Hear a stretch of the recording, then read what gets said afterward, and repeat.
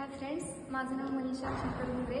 मी mechanical डिपार्टमेंटमधून म्हणजे mechanical डिपार्टमध्ये माझं admission झालेलं आहे. आणि मेकॅनिकल मला म्हणजे माझ्या 10वी नंतर मी डिसिजन घेतलं की म्हणजे सांगणारं आम्हाला कोणीच नव्हतं. आणि म्हणजे असं कळलं की डिप्लोमा झाल्यानंतर म्हणजे आपल्याला काहीतरी करता येईल कमी वयामध्ये, म्हणजे आपल्याला काहीतरी एक्सपिरियन्स भेटेल. आणि खरोखर मी 10वी झाल्यानंतर हे कॉलेज माहिती नव्हतं आम्हाला, म्हणजे बाहेरून कळलं. आणि मी ह्या कॉलेजमध्ये ॲडमिशन घेतलं मेकॅनिकल डिपार्टमेंटला.